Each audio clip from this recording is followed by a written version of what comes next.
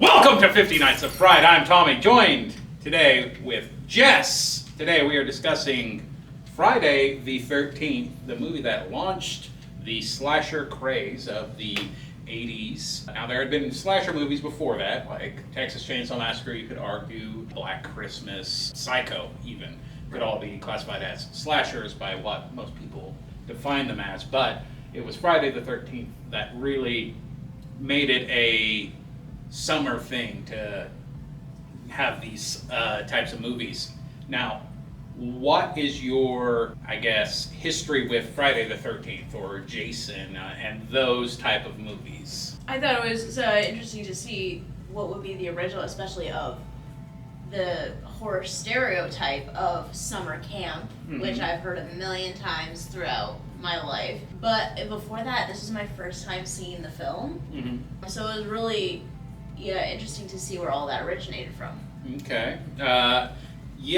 So the summer camp trope, of course, it's all the counselors in this. There aren't any kids at this camp yet. So, I guess I didn't really miss out on going to summer camp. See, when I was a kid, I didn't get to go to like summer camp like that. And I was like, wow, I didn't miss out anything. I think I wouldn't want to go after seeing this. All right. So what did you think of the movie? Now, it's a bit of an outlier in its own franchise in that Jason isn't the killer. Oh, yeah. Well, that's interesting is because after watching it, that's what I had expected. At least I knew Jason. And then I realized that this is a series that went on for a while. I would like to honestly continue the series just to see where it kind of evolves after this. Yeah. Which one is your favorite? Out of the Friday the 13th series? Yes. Ooh, maybe Jason X. Okay. Well, I'm gonna have to put that on my list for sure. Oh, you absolutely need to watch Jason X at some point. Also, let's just say, in our last video with Texas Chainsaw Massacre, we mentioned how hitchhiking was, let's not pick up hitchhikers. But also, I understand this man was trying to warn her, but Oh, Crazy Ralph? Yeah, I was a little off-put by that. But, I mean, you're supposed to be a little off-put in a scary movie. It definitely helps, because if you go into it thinking, oh man, nothing bad's going to happen at all. Right. Yeah, you're just asking to get picked off. Now, some of the best kills in this movie, I think, are the ones that you don't see coming. Like Kevin Bacon when he's laying in the bed. Oh, arrow through the neck and blood popping out. And then, of course, the girl in the bathroom and axe to the face. Was there a moment in this that really stood out to you that made you jump in your seat?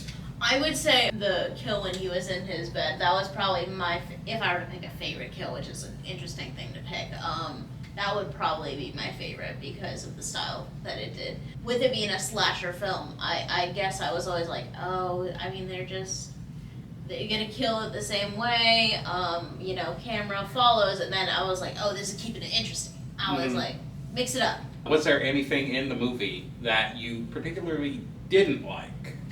Honestly, I would say that this was the first movie, I guess, classics were a little different, but I genuinely, I was not necessarily scared or off the edge of my seat when watching this film. I really liked the film style. I thought that was very cool, but I was not shaking in my boots kind of thing. Okay, so not too scared. But do you think that's because as horror has evolved, you've learned to spot some of the tropes that the older movies established, though you're not really caught off guard? Right. Yeah. Well, this was a beginning of a lot of tropes in that aspect. It's the kind of thing where in films nowadays, it's a lot easier to see twists coming. Like you with your friends, you'll predict what happens, and then whoever wins, I don't know, gets an extra popcorn at the movies. It might have been interesting to worth note that this is where some of those started in the first place. So it would have been caught off guard to someone back then. Right. If you were to say give this movie a rating, let's say scale of 0 to 100, where are we landing on Friday the 13th? I'd say it is a must-watch, but as far as enjoyability for me, I'd rate it 65. 65, so like a 6.5 on a scale of 10? Yeah. Okay, well that's still above average, that's still pretty good. Now, because you didn't care too much for it, do you still think that this belongs on this list? I mean, does it, say, warrant its spot in the history of horror?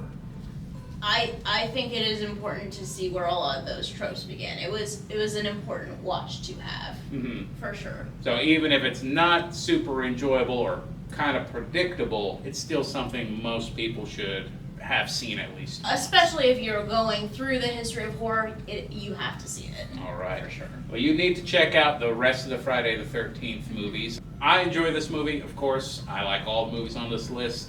I'm glad you were able to join us on this, and thank you so much for watching this episode of 50 Nights of Fright.